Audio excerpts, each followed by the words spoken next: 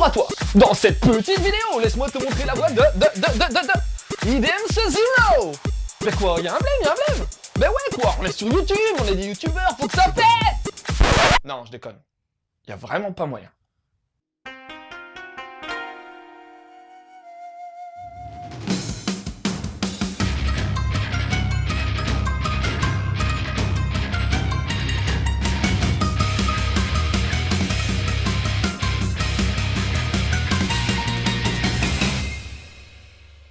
Bienvenue dans Cosmos Sakura.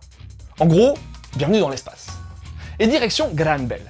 Une planète, une île, enfin un endroit avec un big park d'attractions géré par des robots. Parfaitement. C'est là que va se rendre notre héroïne Rebecca et son compagnon chat Happy. Rebecca est une B-cubeuse. En gros, elle fait des vidéos sur B-cube afin de gagner sa vie. C'est d'ailleurs la raison pour laquelle elle se rend à Granbell. Mais là-bas, elle va faire la rencontre du seul humain présent, Shiki. C'est un sauvageon qui a été élevé par les robots et qui connaît pas vraiment le monde des humains.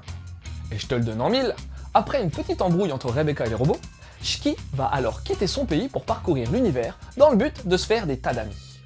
Mais ce que notre petite équipe ne sait pas, c'est que Shiki cache un terrible secret. Tu veux savoir ce que c'est? Ben, va lire la suite alors. Non mais, tu croyais quoi?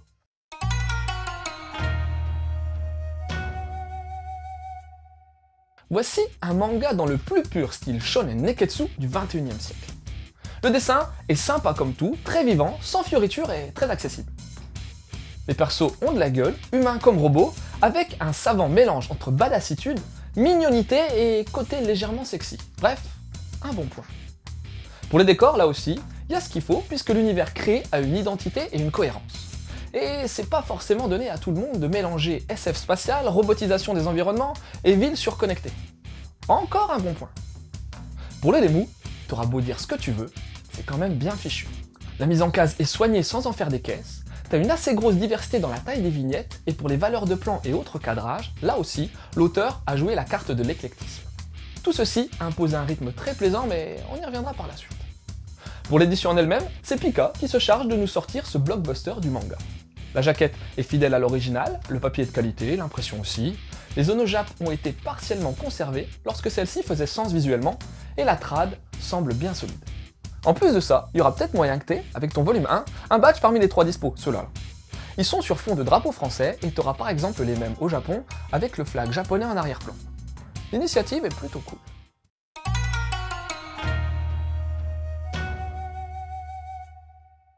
Bon, je t'en ai pas encore parlé, mais t'es pas un kéké non plus, alors je pense que t'es au courant, non? Idens Zero est le nouveau manga de Mashima Hiro. Tu sais pas qui c'est? Mais si, c'est le mangaka d'un des hits shonen neketsu de ces dernières années, j'ai nommé Fairy Tail. Il est aussi à l'origine de Rave, de Monster Soul et de Monster Hunter Rage. Il y a pas mal de bruit de couloir sur Mashima Hiro concernant son style, le fait que son succès, Fairy Tail, ait pas mal de similitudes avec One Piece, mais je m'aventurerai pas sur ce terrain car je dois t'avouer un truc.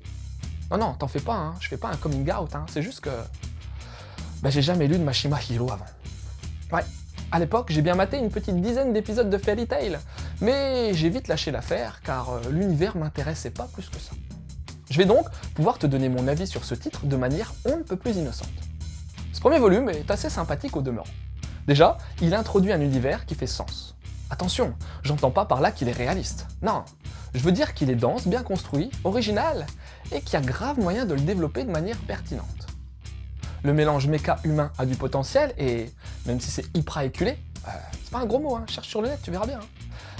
Ça peut apporter pas mal par la suite. Le duo Rebecca-Shiki fonctionne bien, et on sent tout de suite que leurs aventures pourront largement se développer.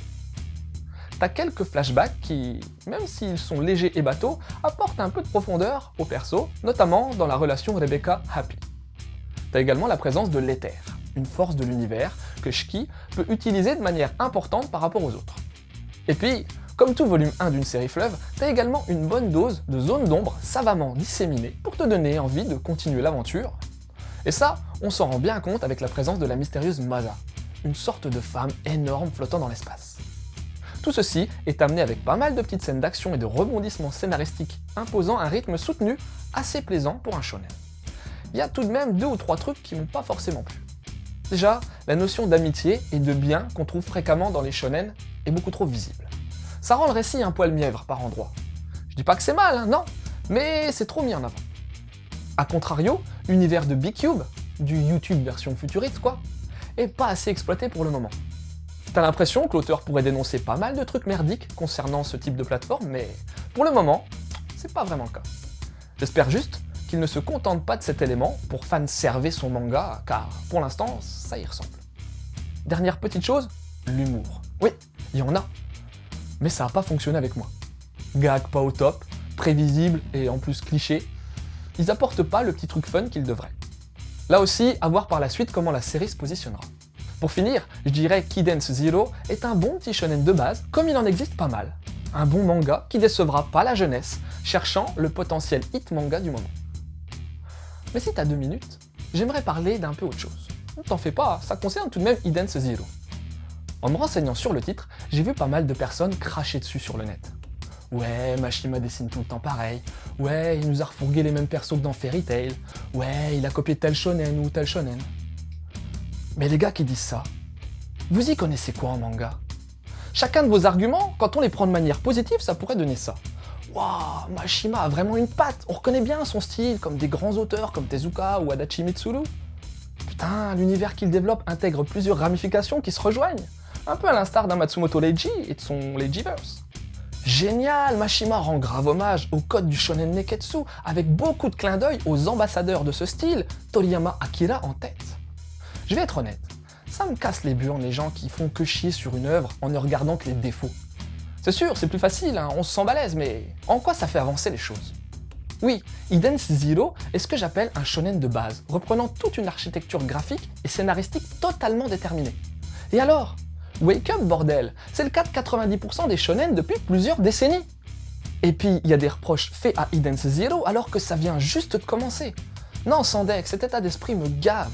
J'espère vraiment que toi, qui regarderas cette petite émission au milieu de YouTube, tu réagiras pas comme ça et tu feras fonctionner un peu ton cerveau à un niveau un peu supérieur. Mais bon, si tu regardes Mangado, je me fais pas de bile pour toi. Et puis, pour te donner 3 titres en lien avec Idance Zero, faudra tôt ou tard que tu te renseignes sur Fairy Tail, le précédent titre de Mashima, qui est l'un des shonen ayant remporté un gros succès ces dernières années. Tu retrouveras le sympathique trait de Mashima, ainsi que son ambiance dans un univers plus médiéval et magique. Sinon, faudrait être débile pour pas parler de Dragon Ball. Car ouais, tu verras pas mal de similitudes concernant le début de l'histoire, ainsi que dans l'ambiance mecha donnée à l'univers. Et puis le dernier conseil, c'est pas un manga. Non, c'est pas un animé non plus. C'est même pas un film.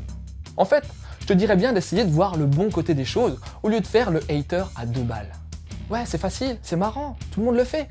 Mais ça apporte quoi? Ça t'apporte quoi?